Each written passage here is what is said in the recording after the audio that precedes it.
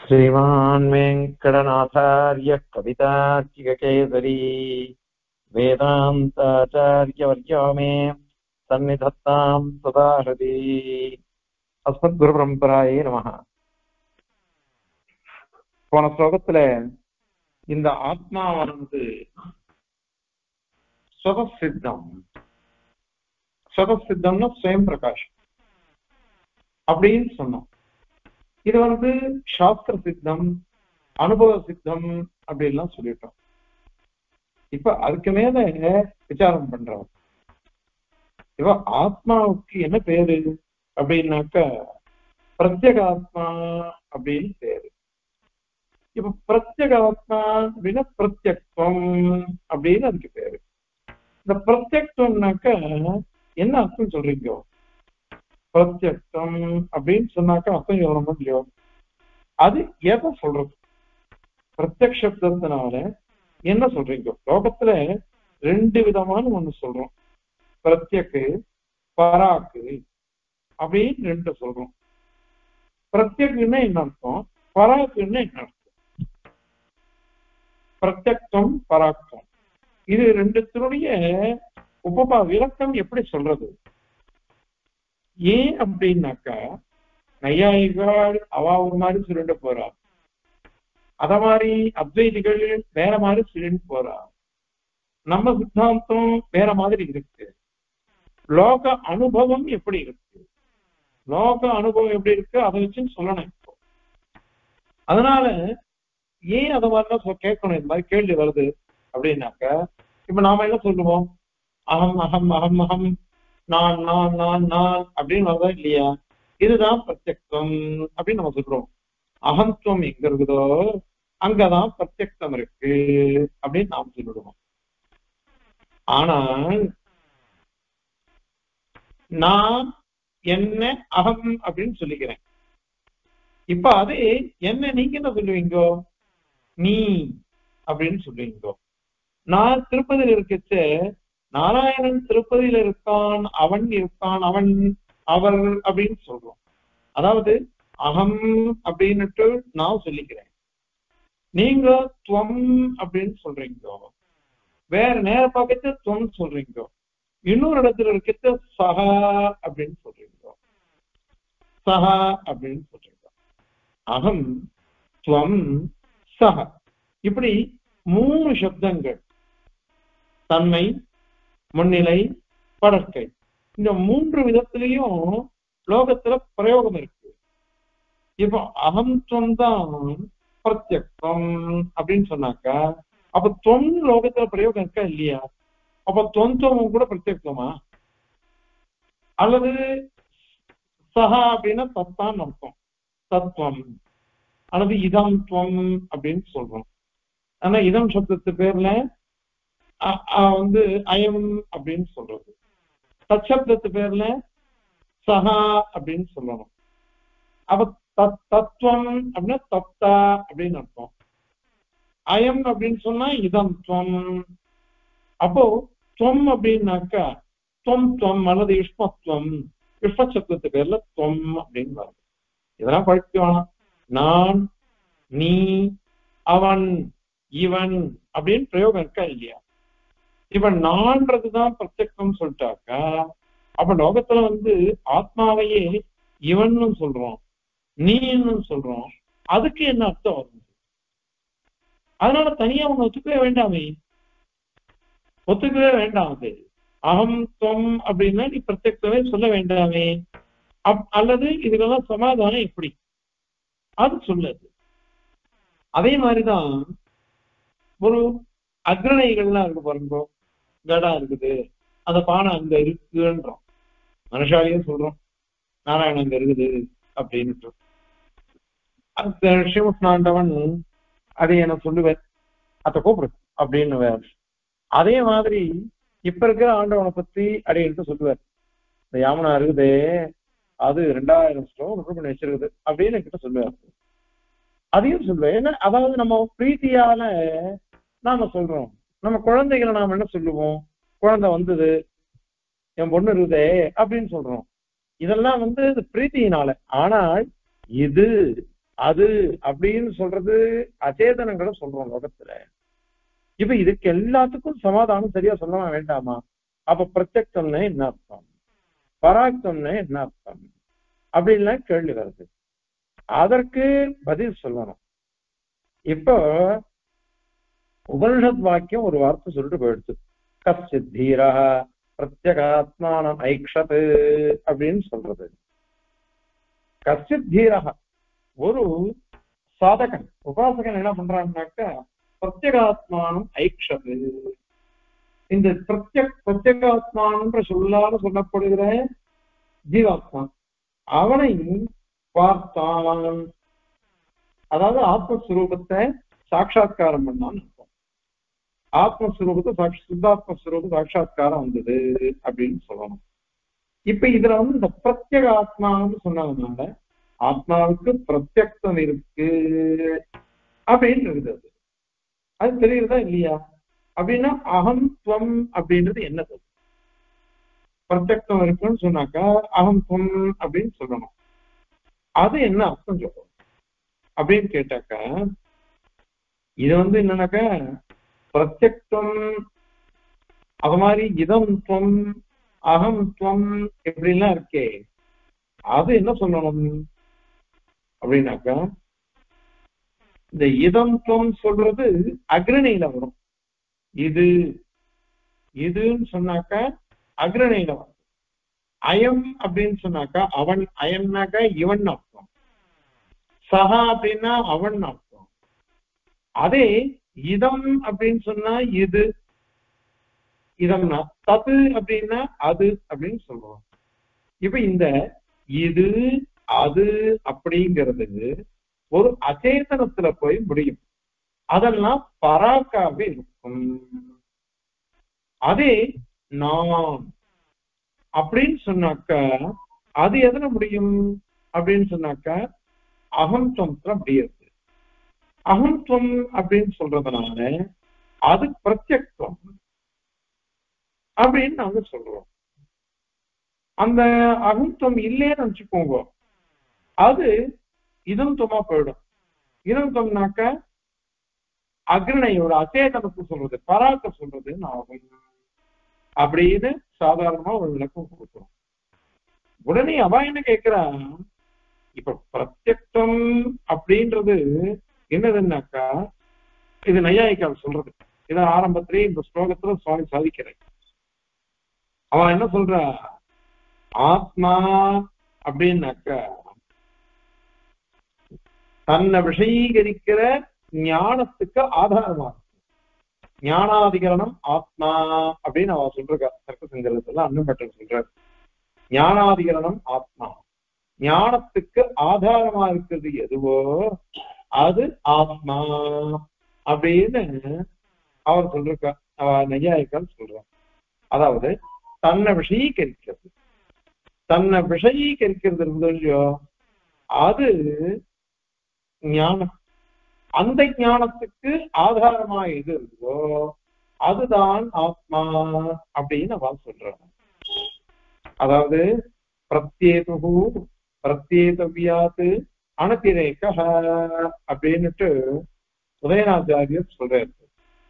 என்ன அர்த்தம்னாக்கா, அறியப்படும் பொருள் அறிபவனாக இருக்கிறது, ஞாதாவாகவும் இருக்கணும், அறியப்படும் பொருளாகவும் இருக்கணும். அது எது? அதுதான் பிரத்யக்கு அப்படின்னுட்டு அவ சொல்ற. ஞாதா அவன் நம்மள மாதிரி ஆத்மஸ்வரூபத்துக்கு ஞானத்தை ஒத்துக்கல. ஆத்மஸ்வரூபம் ஞானம் அப்படின்னு அவன் ஒத்துக்கவே இல்லை நையாயிக்கா. அதாவது ஞாபகம் இருக்கு ஜீவனுக்கு, அறிபவனாக இருக்கிறான், ஒரு விஷயத்தை அறிபவனாக இருக்கான். ஆனால் அந்த அறியப்படும் ஆத்மா இருக்கோ இல்லையோ அதுக்கு சுரூபம் ஞானம் இல்லை, ஞான சுரூபம் சொல்லக்கூடாது அப்படின்னு அவளுடைய பட்சம். அது ஏற்கனவே சொல்றோம். தூங்குற சமயத்திலாம் அது மாதிரி வரது இல்லையே, தூங்குற சமயத்துல அது மாதிரி இல்லையோ இல்லையோ, அகம் அகம் இல்லையே, நம்ம அதுக்கெல்லாம் பதில் சொல்லிட்டோம். ஆனால் அவன் அதை ஒத்துட்டு இருக்கா நையாயிக்கார். ஆகையினால அறியப்படுவது ஆத்மா, அது ஞாதாவாக இருக்குது. அதனால இந்த ஞானத்துக்கு ஆதாரம் தன்னை அறிவதற்கு உபயோகப்படுற ஞானம் இருக்கே, அந்த ஞானத்துக்கு எது ஆதாரமோ அதுதான் பிரத்யக்ஷம் அப்படின்னு அவ சொல்ற. ஆகையினால ஆத்மா ஞானஸ்வரூபம் அது சுயம் பிரகாசமா இருக்குது, அதுதான் பிரத்யக்ஷம். அந்த மாதிரிலாம் நீங்க சொல்ல வேண்டாம் அப்படின்னு சொல்ற. நையாயிகாருடைய பட்சமா இருக்கு. இத சுவாமி இந்த ஸ்லோகத்துல முதல் வரியிலேயே அவன் சொல்ற, இது மாதிரி சில பேர் சொல்றா அப்படின்னுட்டு. ஆனா சுவாமிகள் திருவள்ளம் இல்லை. ஏன் அப்படின்னாக்கா, ஆத்மா ஞான ஸ்வரூபமாக இருக்கு, ஞான குணக்கனாகும், தர்மபூத ஞானத்தை உடையவனாக இருக்கான் ஆத்மா. அத மாதிரி ஸ்வரூபமும் ஞானமா இருக்கு, ஞானஸ்வரூபத்தை உடையவன், ஞானமாகிற தர்மபூத ஞானம் அதை உடையவன் தான் சாஸ்திரங்கள் சொல்லி இருக்கு. எது ஸ்ருதி, நம்ம வேத சித்தாந்தத்துக்கு விரோதமா சொல்ல மாட்டோம். வேதம் பிரமாணமா இருக்கு, அது எது சொல்றதோ அதுதான் நம்ம ஏத்துக்கணும். அது அதனால வேத சித்தாந்தத்துக்கு விரோதம் இல்லாம நம்ம சொல்லணும். ஆகையினால ஆத்மாவுக்கு பிரத்யக்ஷம்னு இருக்கு. அந்த பிரத்யக்ஷம் எப்படி? ஞானஸ்வரூபமா இருக்கிறதுனால அதற்கு பிரத்யக்ஷம்ன்றது இருக்கு. அந்த பிரத்யக்ஷம் இருக்கிறதுன்னா அது அகம் அகம் அகம் அப்படின்னுட்டு எப்பொழுதும் பிரகாசிச்சுட்டே இருக்கும் அப்படின்னு அர்த்தம். அது சொன்னா அப்படின்னா என்ன அர்த்தம், லட்சணம் என்ன சொல்லு அப்படின்னாக்கா, ஸ்வஸ்மை பாசமானத்துவம், ஸ்வஸ்மை தனக்காகவே தான் பிரகாசிக்கிறது எதுவோ அது பிரத்யக்ஷம் அப்படின்னு சொல்லணும். தனக்காகவே குணம். பாசமானத்துவன்றது தர்மபூத ஞானத்துக்கு இருக்கு, ஆனால் ஸ்வஸ்மை பாசமானத்துவன்றது பிரத்யக்ஷத்துக்கு ஒண்டிதான் இருக்கு. அதாவது நமக்கு ஒண்டிதான். அப்ப அகம் அகம்ன்றது எனக்கு மாத்திரம்தான் தெரியுது. அகம் அகம் அகம்னு என் விஷயமா, நான் ஆத்மா, மம ஸ்வரூபம் ஞானம். அதனால அகம் அப்படின்னு தான் எனக்கு தோன்றது. அந்த அகம்ன்றது உங்களுக்கு யாருக்கும் தோணாதே, அத மாதிரி வரவே வராது. அதனால சொஸ்மை பாசமானத்துவம் அப்படின்னு சொல்றதுதான் தனக்கோசரம் தானாகவே தோன்றுதல், தானாகவே பிரகாசித்தல், தனக்காக தானாகவே பிரகாசித்தல், இன்னொரு ஞானத்தை எதிர்பார்க்காம பிரகாசிக்கிறது அப்படின்னு அர்த்தம். அதுதான் பிரத்யக்ஷம் அப்படின்னு. அதே தர்மபூத ஞானம் அதுவும் சுயம் பிரகாசம் தான், ஆனால் தனக்கு தானே அது பிரகாசிக்காது. தனக்கு ஆசிரியமா யார் இருக்காளோ ஞாதா தானே, அந்த ஞாதாவுக்கு தான் அது பிரகாசிக்கும். தனக்கு ஆசிரியம் ஆத்மா, அந்த ஆத்மாவோட பிரியாம இருக்கும் அந்த ஞானம். அது என்ன பண்றது அப்படின்னாக்க, தனக்கு ஆசிரியமா இருக்கக்கூடிய ஆத்மா இருக்கே, அந்த ஆத்மாவுக்கு பிரகாசிக்கும். தனக்கு தானே அது பிரகாசிக்காது. சுயம் பிரகாசமா இருந்தாலும் அது தனக்கு தானே பிரகாசிக்காது. அதனால அது பிரத்யக்ஷம் அதுக்கு ஒன்றுன்னு சொல்லக்கூடாது. அது சுயம் பிரகாசமா இருந்தா கூட தர்மபூத ஞானம் பிரத்யக்ஷம் இல்லை, ஆத்மஸ்வரூபத்துக்கு ஒண்டிதான் பிரத்யக்ஷம். அல்லது ஸ்வதஹ பரதோவா ஸ்வஸ்மை பாசமானத்துவம் அப்படின்னு சொல்லணும். அதாவது தனக்குத்தானே பிரகாசிக்கிறது, அல்லது தர்மபூத ஞானத்தினால பிரகாசிக்கிறது. இப்போ அகம் சுகி அப்படின்னு ஞானம் வந்து, அகம் சுகின்னு ஞானம் வந்ததுன்னா என்ன அர்த்தம்? நான் சுகமாக இருக்கிறேன் அப்படின்னு ஞானம். நான் சுகமாக இருக்கிறேன்னு சொல்லச்ச இந்த சுகம்ன்றது என்னதுன்னாக்கா தர்மபூத ஞானத்தினுடைய ஒரு நிலை. ஏன்னா ஏற்கனவே சொல்றோம், சுவாமி தத்துவம் தகவலாக சாய்க்கிறார், இச்சா துவேஷ பிரயத்னாக சுகம் இதரதபி ஞானத்தோ நாதிரிக்தாக அப்படின்னு அந்தரகசரத்தை சாய்க்க போறார். இச்சை, துவேஷம், பிரயத்னம், அத மாதிரி சுகம், துக்கம், இது எதை சொல்லுங்க, அதெல்லாம் ஞானத்தினுடைய அவஸ்தைகள், நிலைகள் தான், ஸ்டேட்டஸ் தான் அப்படின்னுட்டு அங்க சாதிக்கிறார் சுவாமி. ஆகையினால இப்போ சுகம்ன்றது ஒரு ஞானம் தானே, தர்மபூத ஞானம் தானே. அந்த தர்மபூத ஞானம் என்ன பண்றது? அகம் சுகி அப்படின்னு சொல்றது. சுகமா நம்ம இருக்க முடியும், சுகத்தை உணர்கிறோம், நமக்கு சுகம் வரத்தே தெரியுது, ஆனந்தமா இருக்கு அப்படின்னு சொல்றோம். அதே துக்கம் வரத்தே அழுமஞ்சியா மாறி இருக்கும், ஏன்னா நமக்கு தெரியுது எனக்கு துக்கம் வருதே அப்படின்னு தெரியுது. எல்லாம் இது ஞானம், தர்மபூத ஞானம். அது பிரகாசிக்கும் பொழுது அகம் சுகி அகம் துக்கி அப்படின்னு தர்மபூத ஞானத்தினால ஆத்மஸ்வரூபம் சில சமயத்துல தெரியுறதோ இல்லையோ, மொத்தத்துல என்ன தனக்கு தானே தான் அகம் சுகின்னு எனக்கு தான் தெரியுது. நீங்க எப்படி தெரிஞ்சுக்க முடியுங்க? நான் சுகமா இருக்கேன்னாக்கா என் மூஞ்ச பார்த்துட்டு என்னுடைய பிரவர்த்தியை பார்த்து செயல்களை வச்சுட்டு நீங்க அனுமானத்தினாலதான் அறிந்து கொள்ள முடியும். ஆனால் என்னுடைய ஆத்மஸ்வரூபம் சுகமா இருக்கா துக்கமா இருக்கா எல்லாமே நானே அறிந்து கொள்கிறேன். அதனால ஸ்வதக பரதோபா பிரத்யக்ஷம் சொல்லப்பட்ட ஆத்மா, பிரத்யேகான ஆத்மா தானாவே பிரகாசிக்கும் அப்படின்னு சொல்லிட்டோம். அதே மாதிரி அது தனக்கு தானே தான் பிரகாசிக்கிறதுன்னு சொன்னோம். அது மாதிரி பரதக தர்மபூத ஞானத்தினால தனக்கே பிரகாசிக்கிறது. அகம் சுகி அகம் துக்கி அத மாதிரி அப்படியாவது அங்கீகரிச்சு சொல்லலாம்.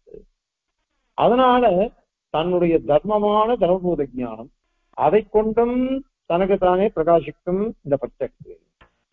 அத மாதிரி தானாகவே இந்த பிரத்யேகானது பிரகாசிக்கும், தனக்கு தானே தனக்காகவே பிரகாசிக்கும் அப்படின்னு சொல்றாரு.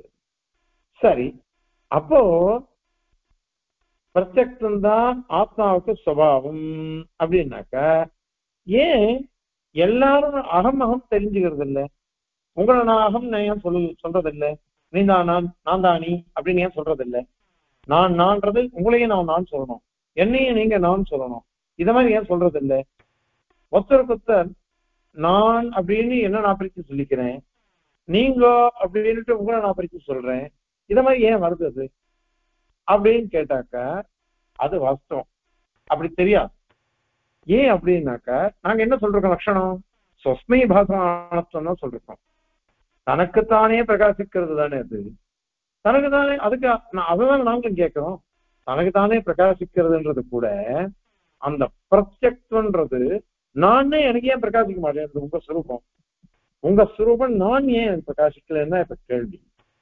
அப்படி இல்ல, இந்த பிரத்யக்கு அப்படின்னு சொன்னாக்கா பிரத்யேகாத்மானாக்கா ஜீவாத்மாவை சொல்றதுன்னு சொல்லிட்டோம். ஜீவாத்மாவை சொல்றதுன்னு சொன்னாக்கா அது என்னுடைய சுரூபத்தை எனக்கு தான் அது காமிக்கும். அப்போ அந்த இடத்துல நான்கிற சப்தம் தான் அங்க அன்வயிக்கும்.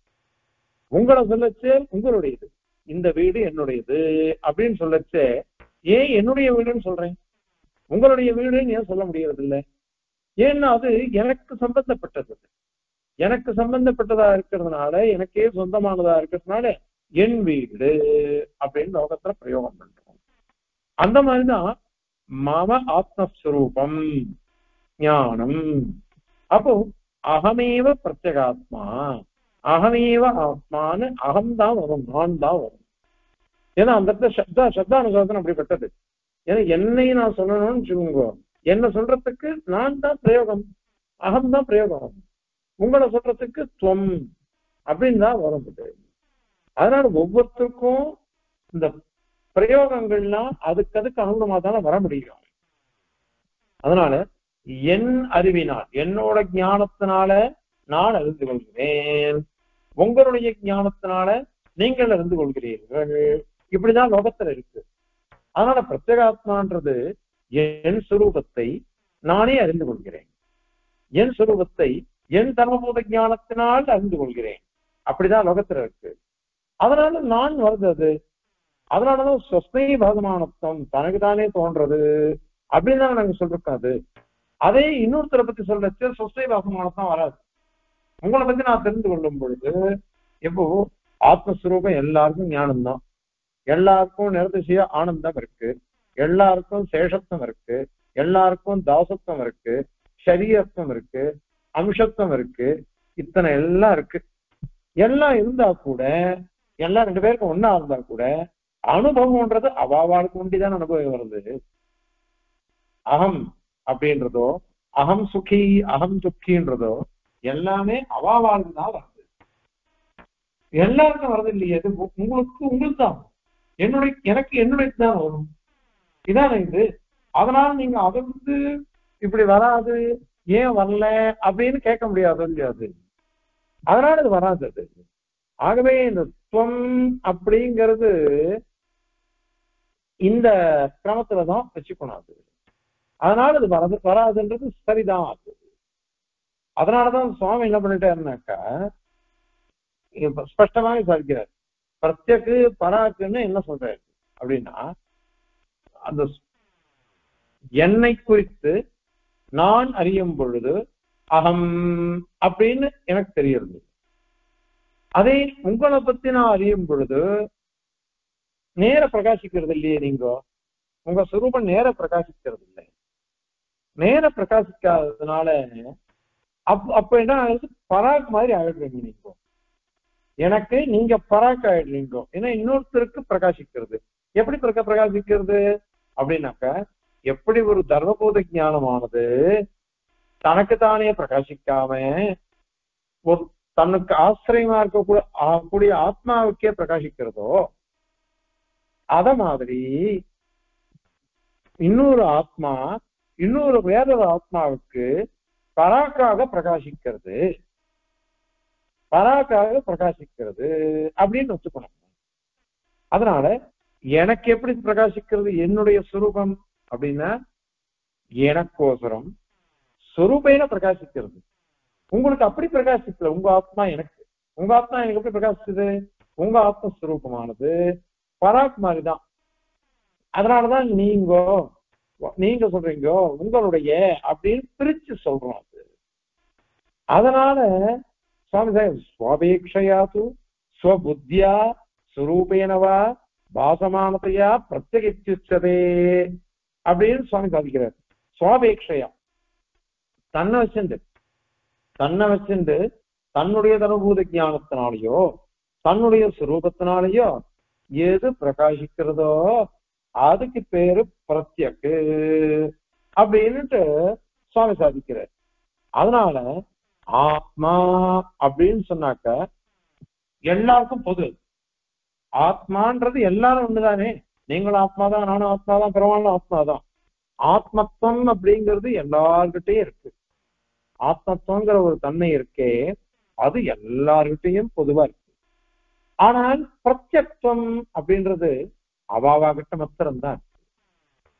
அவாவாகிட்டதான் பிரத்யேகாத்மத்துவம் பிரத்யக்தம் அப்படின்னாக்க அகந்தம் நான் சொல்லணும். அதை அகந்தம் சொல்றது இருந்து பாருங்க, அது என்கிட்ட மாத்திரம் என்னுடைய சுரூபம் இருக்கு, உங்ககிட்ட மாத்திரம் உங்களுடைய சுரூபம் இருக்கு. அதனால அவாவாளுக்கு மாத்திரமே இருக்கிறது பிரத்யக்தம். அந்தந்த ஆத்மாக்கள் ஒன்றிதான் இருக்கும் அது. அதனால தனக்கோசரம் தன்னுடைய புத்தியினாலேயோ தன்னுடைய சுரூபத்தினாலேயோ பிரகாசிக்கிறது தான் பிரத்யக்தம் அப்படின்னு சொல்லிட்டான். ஆகையினால இந்த இடத்துல நீ உங்களுடைய அப்படின்றது ஏன் நான் ஏன் எல்லாருக்கும் வரல அப்படின்னு நீ கேள்வி கேட்க முடியாது. அது வரவே வராது. நம்ம கேள்வியே வரவே வராது. அது வராது. அதுக்கப்புறம் இந்த அகந்தம்ன்றது எல்லா ஆத்மாக்கள்லயும் இருக்கு. அதுவும் ஒண்ணு சுவாரஸ்யம். அகந்தம்ன்றது எப்படி அந்தந்த ஆத்மாக்கள்ல பிரத்யக்தம்னு இருக்குதோ அத மாதிரி அகம்துவம் அப்படின்றதும் எல்லா ஆத்மாக்கள்லயும் இருக்கு. எல்லா ஆத்மாக்கள்லயும் அது இருக்குது. அதையும் ஒத்துக்கணும். ஏன்னா எல்லாரும் அகம் சொல்றோம் இல்லையோ, அதனால அது இருக்குது. ஆனால் இப்ப எங்கிட்ட இருக்கிற அகம்தம் உங்ககிட்ட வராது, உங்ககிட்ட இருக்கிற அகம்தம் எங்கிட்ட வராது. அதனாலதான் நான் அகம் அப்படின்னு என்ன சொல்லிக்கிறேன், நீங்க உங்களை அகம்னு சொல்லிக்கிறீங்க. அந்த கிரமம். அதனால ஒரு ஆத்மா தன்னை அகம்னு தெரிஞ்சுக்கிச்சு, அது ஸ்வஸ்மை பாசமானத்துவம் அப்படின்னு வந்துடுறது. அதனால பிரத்யக்ஷம் சித்திக்கிறது. அதே இன்னொரு ஆத்மா வரும் பொழுது அத மாதிரி வராது. அது மாதிரி வரதில்லை. இந்த வரத்துக்கு பிரமேயம் இல்லை. காரணம் என்ன, உங்ககிட்ட ஒண்டிதான் உங்களுடைய அகம்சம் இருக்கு, என்னிடம் மட்டும்தான் என்னுடைய அகம்சம் இருக்கு, அவாகிட்ட மாத்திரம்தான் அவருடைய அம்சம் இருக்கு. அத மாதிரி பிரத்யக்ஷமும் அப்படித்தான். ஆத்மத்துவம் மாத்திரம்தான் எல்லாருக்கும் பொதுவா இருக்கு. ஆகையினால அகம் அப்படின்றது என்ன நான் சொல்லிக்கிறேன், உங்களை சொல்லச்சு துவம் பவான் அப்படின்னு சொல்றாங்க. அதனால இந்த கேள்வியே எடுபடாது அப்படின்னு சொல்றாங்க. சரி, அப்போ இவன் நீ அப்படின்னு சொல்றாளே, இப்ப இவன் அப்படின்னு சொன்னாக்கா இதம் சொந்தானே, அப்போ அந்த பிரத்யக்தம் இல்ல, பராக்கம் தானே இருக்குது. இன்னொருத்தருக்கு விஷயமாயிருக்கணும் இல்லையோ? தனக்கு தானே விஷயமானாக்கா பிரத்யக்கு, இன்னொருத்தருக்கு விஷயமானாக்கா பராக்கு அப்படின்னு தானே சொல்றீங்க. அவன் பராக் பார்த்துட்டு இருக்கான்னு என்ன அர்த்தம்? எத்தையோ பார்த்துட்டு போயிட்டு இருக்கான்னு அர்த்தம். தனக்கு தானே அவன் பிரகாசிக்கல, பராக் பார்க்கறான் பராக்கு பார்க்கறான் தமிழ் சொல்றா பாருங்க. இதான், அதாவது தனக்குத்தானே தன்னை கூட சிந்திக்காம எதையோ பார்த்துட்டு போறான் அப்படின்னு சொல்றது பராக் அப்படின்றது. இப்போ இன்னொருத்தருக்கு விஷயமாகிறது அப்படின்னு சொன்னா பராக். பரஸ்மை பாசமானத்துவம் பராக், ஸ்வஸ்மை பாசமானத்துவம் பிரத்யக்கு அப்படின்னுட்டு ஒத்துக்கிறேன் எல்லாரும். இப்ப ஸ்வஸ்மை பாசமானத்துவம் இருக்குது, ஆனால் அது எப்போ அகம்னு தோன்றுச்சு. ஆனால் அயம் சஹா அப்படின்னு சொல்லும் பொழுது, அவன் இவன் அப்படின்னு சொல்லும் பொழுது, அப்ப பரஸ்மை பாசமானத்துவம் வந்துருத்தேன். பரஸ்மை பாசமானத்துவம் வந்துட்டதுனால இன்னொருத்தருக்கு அவன் விஷயமாயிடுறான் அப்படின்னு வந்துடுறது. இன்னொருத்தருக்கு விஷயமாயிடுறான்னு வந்துட்டுனாக்க அப்ப பராக்க ஆயிடுவானே அவன். பராக்க ஆயிட்டாக்க எப்படி கடத்தை பார்த்தாக்கா அயம் கடகா பராக்கு, ஏன்னா இன்னொருத்தருக்கு தான் அது விஷயமாகிறது கடம். அது ஸ்வஸ்மை பாசமானத்துவம் அதுக்கு கிடையாது. ஸ்வஸ்மை பாசமானத்துவம் அதுக்கு இல்லாததுனால இது பராக்கா தானே இருக்கு, அது ஜடமா போயிடுறது இல்லையோ? அப்போ இந்த ஜீவாத்மா கூட அயம் இவன் சக அவன் அப்படின்னு இன்னொருத்தருக்கு விஷயமாகிறதுனால பராக்கா போயிடுவே, அவனும் ஜடமாயிட்டுமே அப்படின்னு கேள்வி வர்றது. அப்போ இவனுக்கு ஜடப்பொருள் அப்படின்றத இருக்குது, அஜட பொருள்னு இருக்குது. அப்ப ஜடமும் சொல்லலாம் அஜடமும் சொல்லலாம்னு நீ ஒத்துக்கிறியா? ஏன்னா அது மாதிரி கேள்வி கேட்கிறான். ஏன்னா அப்படி லோகத்துல இருக்கே, நான் அவனை பார்த்து சொல்றேன் அவன் எப்படி இருக்கான் இவன் எப்படி இருக்கான் அப்படின்னுட்டு அவளை பத்தி எனக்கு விஷயமா இருந்தா இல்லையா என் ஞானத்துக்கு. அதனால அந்த நீ பராக்தம் ஒத்துண்டணும். பராக்தம் ஒத்துண்டாக்க அப்போ ஜடத்தம் வந்துருமே. ஜடத்தம் வந்துருச்சுனாக்க நீ தான் பிரிச்சு சொல்லிருக்க அஜட பதார்த்தங்கள் ரெண்டு அப்படின்னு சொல்லிட்ட. அது என்னதுன்னா பிரத்யக்கு, அது ஜீவன் ஈஸ்வரன், ஜீவாத்மாவும் ஈஸ்வரன் ஆரம்பத்திலேயே இந்த சாஸ்திர ஆரம்பத்திலேயே சொல்லியாச்சு. ஜீவ ஈசோன்ய ஆத்மா அப்படின்னு சொல்லிருக்காரு. பிரத்யக் பதார்த்தங்கள் ரெண்டு, ஜீவனும் பரமாத்மாவும், ஜீவாத்மாவும் பரமாத்மாவும் சொல்லிருக்காரு. ஜீவ ஈசோன்ய ஆத்மா அப்படின்னு. அதனால இப்போ பிரத்யக்கானது பராக்கா மாறிடுச்சுனாக்க அது ஜடமா மாறிடுமேன்னு கேள்வி. அது வாஸ்தவம்தான். நான் ஜடம்னு அதுக்கு அர்த்தம் சொல்ல வேண்டாம். ஜடம்னு அது அர்த்தம் கிடையாது. ஜடம்ன்றது எப்போன்னா கொத்திமங்கலம் சுவாமி அழகா அதை பிரிச்சு சொல்றாரு. எப்படி சொல்றேன்னாக்கா பரஸ்மை பாசமானத்துவம் அப்படின்றது இருக்கு, ஆனால் பரஸ்மாயேவ பாசமானத்துவம் அப்படின்னு சொன்னாதான் விரோதம். பாருங்க என்ன அழகான பதப்பிரயோகம். ஏவகாரம் இது பாருங்க, பரஸ்மாயேவ பாசமானத்துவம் சொன்னாதான் ஜடத்துவம். அதாவது இப்போ கடம் இருக்கு, கடம் இருக்கு, படம் இருக்கு, அச்சேதனங்கள்லாம். அச்சேதனங்கள்லாம் இன்னொருத்தருக்கு ஒண்டிதான் பிரகாசிக்கும், இன்னொருத்தருக்கு மட்டும்தான் பிரகாசிக்கும் இந்த ஜட பதார்த்தங்கள்லாம். ஆனால் பிரத்யக் பதார்த்தம்ன்றது தனக்குத்தானேயும் பிரகாசிக்கும், தனக்கு தானாகவும் பிரகாசிக்கிறது, இன்னொருத்தருக்கும் பிரகாசிக்கும். அதனால பரஸ்மை பாசமானத்துவம் அப்படின்றது நாங்க சொல்றோம். அதே ஜடத்துக்கு எப்படி சொல்றோம்? பரஸ்மாயேவ, பரஸ்மை ஏவ பாசமானத்துவம், இன்னொருத்தருக்கே பிரகாசிக்கிறது, இன்னொருத்தருக்கே பிரகாசிக்கும். அந்த ஏவகாரம் ஏவகாரம் சேர்ந்து இருந்ததுன்னாக்க அது ஜடத்துல போய் முடியும், ஜடத்துல முடியும். அதே ஏவகாலம் இல்லாம இருந்ததுன்னு வச்சுக்கோங்க, அப்போ பிரத்யக்லையும் அந்த பராக்தம் வரும், பிரத்யக்லையும் வரும். ஏன்னா லோகத்துல விஷயம் ஆகுது, அனுபவத்தை வச்சுட்டுதான் எல்லாம் சொல்றோம். ஸ்ருதி ஒண்ணு, அனுபவம் ஒண்ணு. ஸ்ருதியானது ஏற்கனவே சொல்லிட்டு போயிடுத்து, ஸ்வயம் ஜோதிர் புருஷா ஹிருத்யந்தர் ஜோதிஹி அப்படின்லாம் சொல்லிட்டு போயிடுத்து. இது பிரகாசத்தோட உடையது, பிரகாசத்தை உடையது, சுயம் பிரகாசமா இருந்து ஸ்பஷ்டமா சொல்லிடுச்சு. அதே மாதிரி அகம் அகம் அகம் அப்படின்றத நமக்கு லோகத்துல இருக்கு. அதனால மானச பிரத்யக்ஷம் இருக்கு. அத மாதிரி ஸ்ருதி சொல்றது, அந்த அனுபவம் இருக்கிறதுனால இது ஸ்வயம் பிரகாசம், அது தனக்குத்தானே பிரகாசிச்சுக்கிறது அப்படின்றது சித்திச்சுடுது. ஆனால் அதுக்கு மேல என்ன கேள்வி வந்தது அப்படின்னு சொன்னாக்கா, இப்போ நீ அவன் இவன் அப்படின்னு பிரயோகம் இருக்கே, அப்ப இன்னொருத்தருக்கு விஷயம் ஆகுறதுன்னா என்ன அர்த்தம்? அது அப்ப இன்னொருத்தருக்கு விஷயம் ஆகுதுன்னு தானா பிரகாசிக்கல. இப்ப என் சுரூபம் உங்களுக்கு பிரகாசிக்காது, அதான் சொன்னோம். என் சுரூபம் உங்களுக்கு பிரகாசிக்காது, உங்க சுரூபம் எனக்கு பிரகாசிக்காது. அது பிரகாசிக்காததுனால அயம் அப்படின்னு என்னுடைய தர்மபூத ஞானத்தை கொண்டு நான் சொல்றேன், அவன் இவன் நீ அப்படின்னு நான் பிரிச்சு சொல்றேன். அப்படி பிரிச்சு சொன்னேன்னு வச்சுக்கோங்க, அப்போ தர்மபூத ஞானத்துக்கு விஷயமாகிறது. விஷயமாகிறதுனால இன்னொருத்தருக்கு பாசிக்கிறதுன்னு அர்த்தம் ஆயிடுச்சு. அதனால பராக்தம் பராக்தம் இருக்கு, அதை ஒத்துக்கணும். பராக்தம் இருக்கு. பிரத்யேகாத்மாவுக்கு கூட ஜீவனுக்கு கூட பராக்தம்ன்றது வரும். பிரத்யக்தம் எப்படி இருக்கோ பராக்தமும் இருக்கும். ஆனால் ஜடத்துவத்தை அது கொண்டு வராது. ஏன் அப்படின்னாக்கா, ஜடத்துவம்னா என்ன அர்த்தம்? தான் சுயம் பிரகாசிக்காமல் இன்னொருத்தர்களுடைய ஞானத்துக்கே பிரகாசிச்சுட்டு இருக்கும். இன்னொருத்தருக்கோசரமே பிரகாசிக்கிறது எதுவோ அதுதான் ஜடமா இருக்கும். ஆனால் அஜடம்னா என்ன அர்த்தம்? இன்னொருத்தருக்கும் பிரகாசிக்கும், தானும் பிரகாசிக்கும்.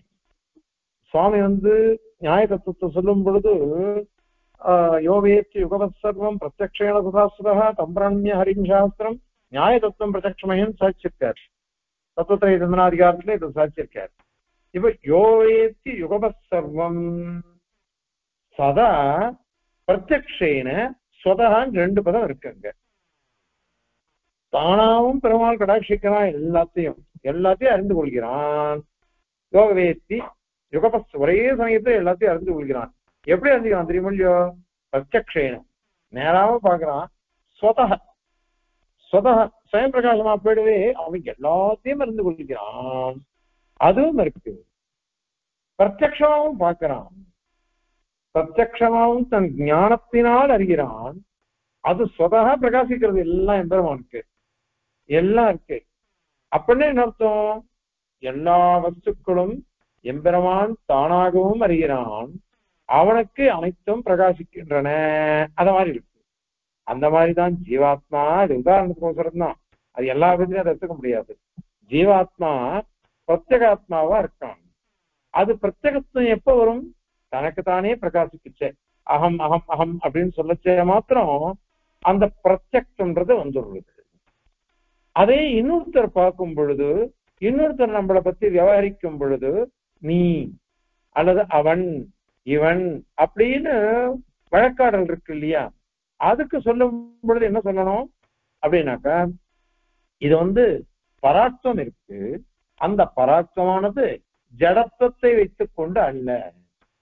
ஏன்னா ஞானத்துக்கு விஷயம் மாறுதுதான். ஏன்னா அவனுக்கு நான் பிரகாசிக்க முடியாதே. அவங்ககிட்ட போய் நான் அகம்னு பிரகாசிக்க முடியுமா? அது சர்வேஸ்வரனுக்கு ஒண்டிதான். அது நமக்கு அதெல்லாம் கிடையாது. ஆகையினால பிரத்யக்துவம் பராக்துவம் இது 2 இருக்கு ஜீவாத்மாவுக்கு. 2ம் இருந்தா கூட அது ஜடத்துவத்தை கொண்டு வராது. இது சர்வேஸ்வரனுக்கே உண்டு. பகவான் கூட அவன் அவன் பிரகாசிக்கிறான். நம்ம உபாதனங்கள்லாம் பண்ணி அவனை அறிந்து கொள்கிறோம். அவனுக்கு சாட்சாத்காரம் நமக்கு வருது. அப்ப நம்ம என்ன சொல்லுவோம்? பகவானே அவன் மாதிரி அவன்னு சொல்றோம். பகவானை நேர பார்த்து பேசுறா, அதுவும் இருக்கா இல்லையா? யோகிகள்லாம் நேர பார்த்து பேசுறா. இப்பதான் கொஞ்ச நாள் முன்னாடி உபன்யாசம் பண்ணிட்டு இருந்தேன். அப்ப சொன்னேன், அது திருக்கட்சி நம்பிகள் தேவப்பெருமாள்கிட்ட பேசினேன். இந்த உய்யுமாறுன்னு இருக்கு பாருங்க, உய்யுமாறுன்னா உஜ்ஜீவிக்கிறது அர்த்தம். ஆனா வியாக்கியாக்காரர் இன்னும் அர்த்தம் பண்ணிவிட்டார்.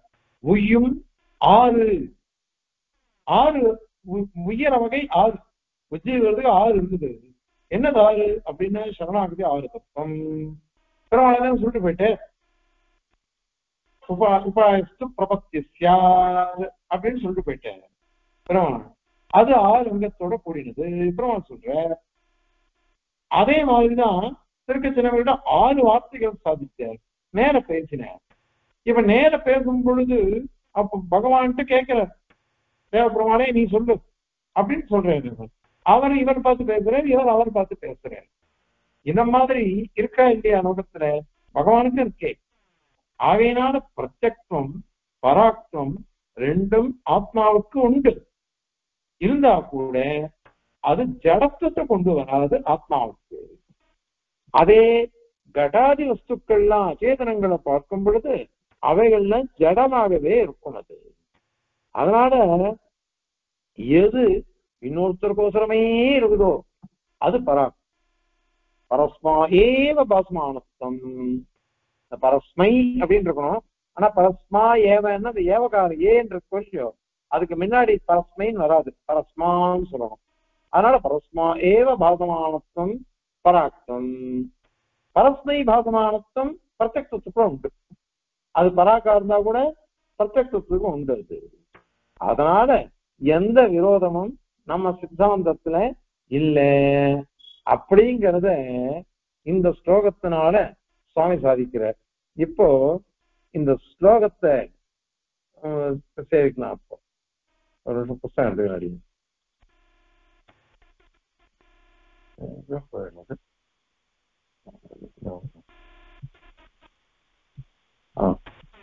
பிரத்யக்வம் பும்சி கேசித் ஸ்வவிஷயதிஷணா ஆதாரதா மாத்ரமாஹுः ஸ்வஸ்மை ஸ்வேனைவ பானம் ததிதி சமுச்சிதே தஸ்வத சித்தி சித்தே பிரத்யங் ஸ்வபேக்ஷயாசௌ த்வம் அயமிதி மிதः ஸ்வேதரைஹ ஸ்வஸ்ய ஸ்வஸ்வபுத்யா பாதம் நித்யம் பரஸ்மை ஜடம் அஜடமபி ஸ்யாத்பராகர்த்த ஏவ அப்படின்னு சாதிக்கிறார் ஸ்லோகம்.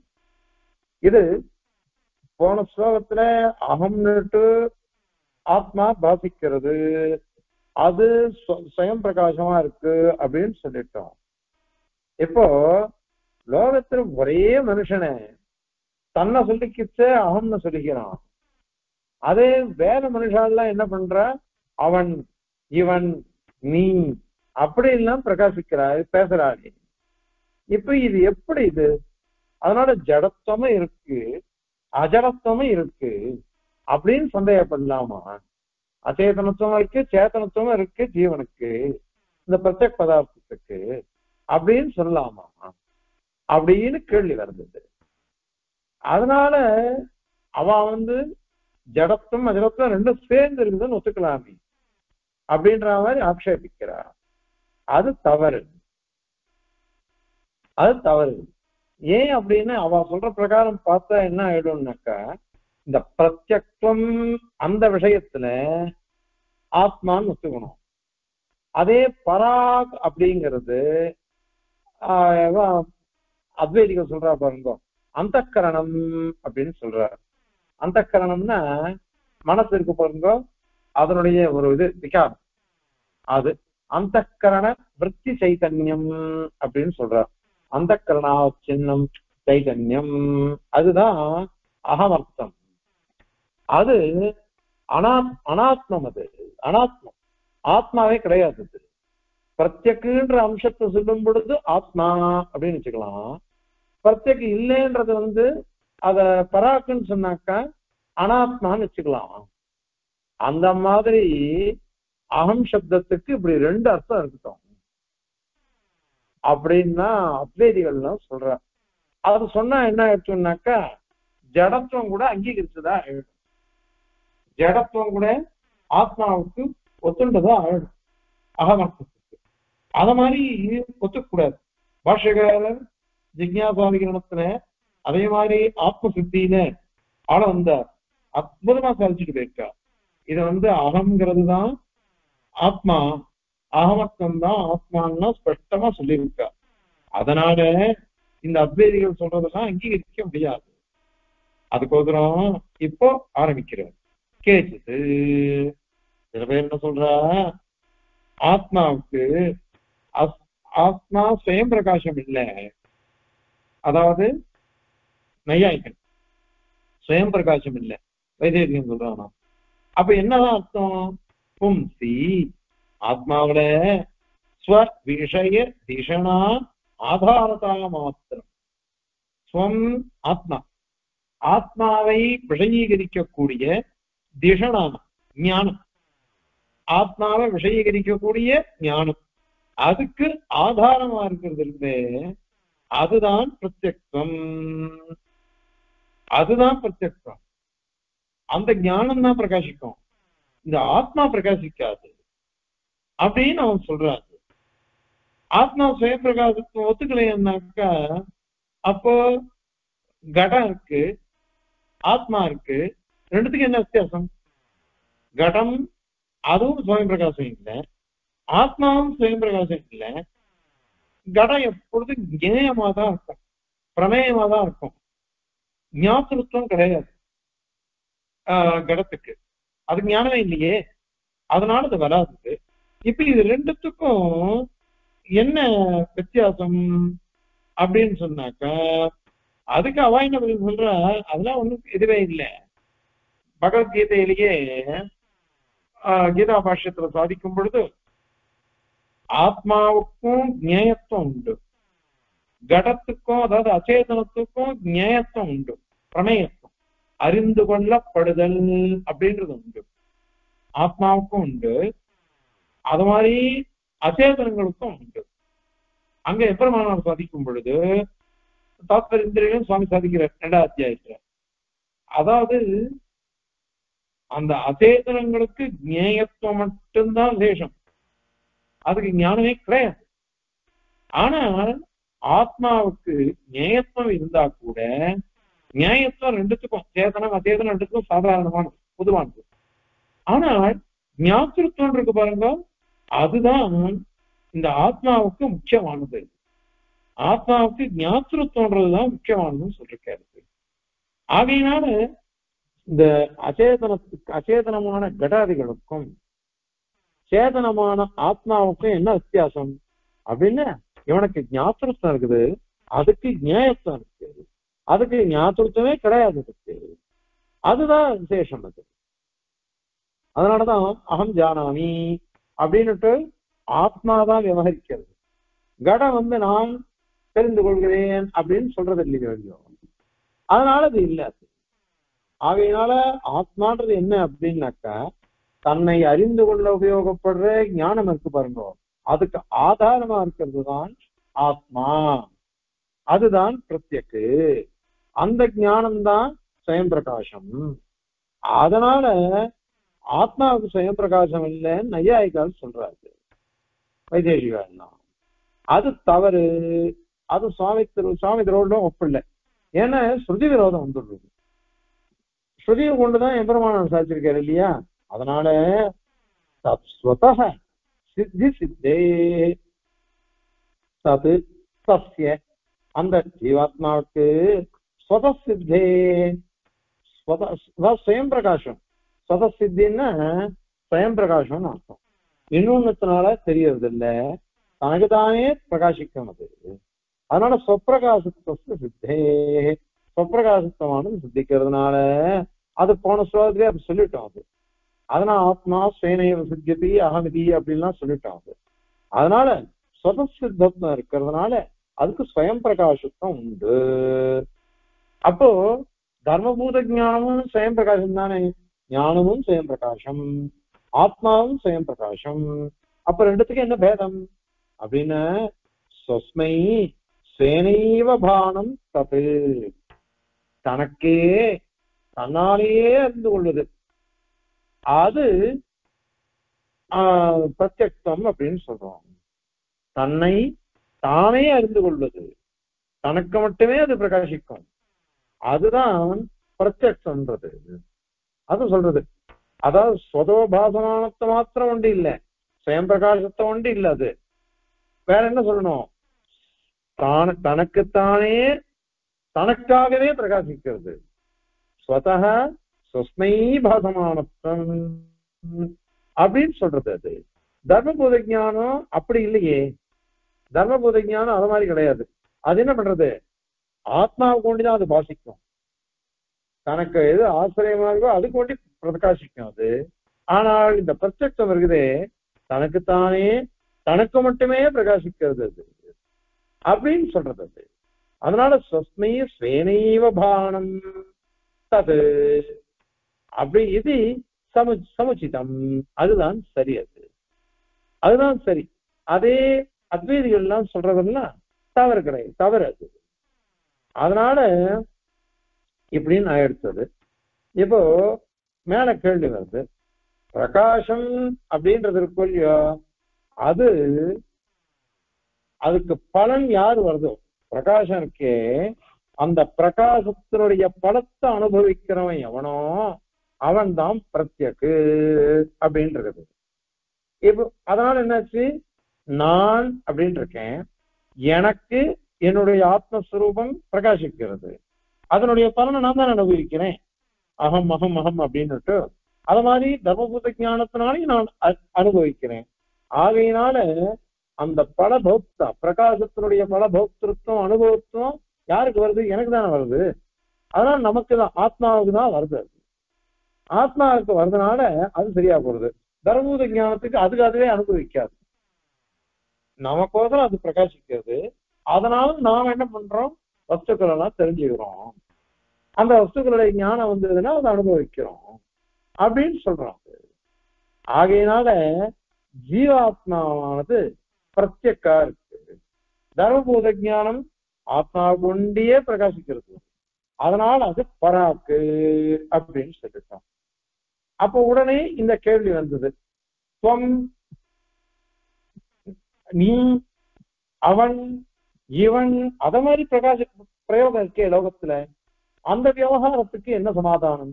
ஏன் நான் கிரகிக்கிறது இல்ல அப்படின்னு கேட்டா, அசௌ இந்த ஆத்மா சுவாபேட்சையைவ பிரத்யக்கு. பிரத்யக் பதார்த்தம்னா என்ன அர்த்தம்? தன்னை குறிச்சுதான் அது பிரத்யக்கா இருக்கும், இன்னொருத்தரை குறிச்சு கிடையாது. தன்னை குறிச்சு அது பிரகாசிக்கும் பொழுது அகம் அப்படின்னு வருது. இன்னொருத்தரை குறிச்சு போச்ச ஸ்வம், அது மாதிரி அயம் சஹ நீ அப்படின்லாம் வந்துடும். அது அதனால வந்துடுறது.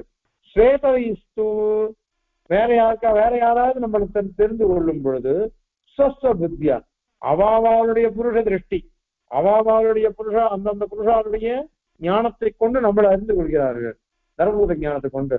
அப்ப என்ன அர்த்தம்? ஸ்வம் அயம் அப்படின்னுட்டு நிதா அத மாதிரி தெரியுது.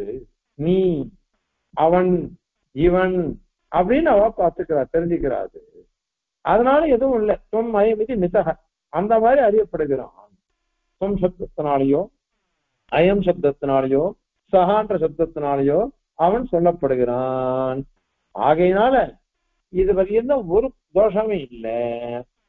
அப்போ இதுக்குதான் மேல ஒண்ணு கேட்கிறாவா, அப்படியானாக்கா என்ன அர்த்தம்? ஜடமாவும் இருக்கான்னு அர்த்தம் ஆயிடுறதே. இன்னொருத்தருக்கு எது தெரியறதோ அது ஜடம் தானே. இன்னொருத்தருக்கு தெரிஞ்சா ஜடம், கடம் மாதிரி கடத்தை பாக்குறோம் ஜடம்னு சொல்றோம். அது மாதிரி இது கூட பராக்கா எடுத்தே அப்படின்னா கேள்வி வரும். அதுக்கு பதில் சொல்ற, ஜடம் அஜடம் அப்படி பரஸ்மை பாதம் நித்தியம் பராகர்த்தைய. ஜடமோ அஜடமோ அது இன்னொருத்தருக்கும் பிரகாசிக்கிறது, அதனால நித்தியம் பராகர்த்தம் தான், பராகர்த்தமாக இருக்கு. அதாவது பராக்தம் உண்டு. அதுக்கு வித்தியாசம் என்ன? ஜடன்றதுக்கும் அஜடன்றதுக்கும் என்ன வித்தியாசம் அப்படின்னாக்க, பரஸ்மாயேவ பாசமானத்துவம் இன்னொருத்தருக்கு உண்டியே பிரகாசிக்கிறது, இன்னொருத்தருக்கு மட்டுமே பிரகாசிக்கிறதுன்னு சொன்னாக்கா அது ஜடமா இருக்கும். இன்னொருத்தருக்கும் பிரகாசிக்கும், தனக்கு தானே பிரகாசிக்கிறது தான் சுரூபம், இன்னொருத்தருக்கும் அவனுடைய தர்மபுத ஞானத்துல பிரகாசிக்கும் அப்படின்னு சொன்னாக்கா அந்த பராக்தம் இருக்கு, ஆனால் ஜடத்தம் இல்லை அதுக்கு. அதனால எந்த விரோதமும் கிடையவே கிடையாது. அதனால பராக்தம்ன்றது ஜடத்துவத்தை சொல்லாது. பராக்தம்ன்றது அஜடத்துவத்துக்கு கூட பராக்தம் உண்டு. ஏன் அப்படின்னா லோக அனுபவம், விவகாரங்கள் அதெல்லாம் கொண்டுதான் இருக்காது. அதனால தோஷமே இல்லை. ஆக பிரத்யக்தம் பராக்தம் இது ரெண்டுமே ஆத்மாவுக்கு இருக்கு. அந்த பிரத்யக்தம்ன்றது என்னது? தனக்கு தானே பிரகாசிக்கிறது. பராக்தம்னாக்கா இன்னொருத்தருக்கோசரம் பிரகாசிக்கிறது. இன்னொருத்தருக்கோசரம் பிரகாசிச்சா கூட அது ஜடமா ஆகாது. ஏன்னா இன்னொருத்தருக்கும் பிரகாசிக்கிறது அவ்வளவுதான். அப்போ அச்சேதனங்கள்லாம் என்ன பண்ணுங்கோ, ஞானம் கிடையாது, வெறும் ஞேயத்தொண்டிதான் இருக்கிறது.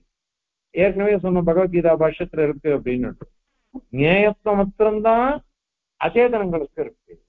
சேதனனுக்கோ ஞாத்ருத்தமும் இருக்கு, ஞேயத்துவமும் இருக்கு, ஸ்வயம் பிரகாசத்துவம் இருக்கு, எல்லாம் இருக்கிறதுனால அவனுக்கு எல்லாம் சரியா இருக்கு. அதே அச்சேதனங்களுக்கு அப்படி இல்லை. அதனால ஜடத்துவம் அப்படின்னு சொன்னாக்கா ஞான விரகம், ஞானமே இல்லை அதுக்கு, சைதன்யம் கிடையாது. அதனாலதான் அதுக்கு ஜடம் அப்படின்னு பேரு. பராக்கா இருக்கிறதுனால ஜடம் இல்லை, ஞானம் இல்லாதனால அது ஜடம். அதே ஆத்மஸ்வரூபத்துக்கு தனபோத ஞானம் இருக்கு, சுரூபமும் இருக்கு, அதெல்லாம் சுயம் பிரகாசமா இருக்கு. ஆகையினால இந்த பிரத்யக்ஷம் பராக்தம் எல்லாம் இருந்தால் ஜடத்துவம் வராது அப்படிங்கிறத இந்த ஸ்லோகத்தினால சாதிக்கிறது. இப்ப இந்த ஸ்லோகத்தை சேவிக்கலாம். பிரத்யக்ஷம் பும்சி கேசித் ஸ்வவிஷய திஷணா பாரத மாத்ரமாஹு ஸ்வஸ்மை ஸ்வேனைவ பானம் ததிதி சமுச்சிதே தஸ்வதஸ்ய சித்தே பிரத்யங் ஸ்வாபேக்ஷயாசோ ஸ்வமயமிதி மிதः ஸ்வேதரை ஸ்வஸ்வபுத்யா பாதம் நித்யம் பரஸ்மை ஜடம் அஜடமபி ஸ்யாத்பராகர்த்த ஏவே கவிதாக்கிகசிம்ஹாய கல்யாண குணசாலினே ஸ்ரீமதே வெங்கடேஷாய வேதாந்த குரவே நமः. அஸ்மத்குரு பரம்பராயே நமः. ஹரி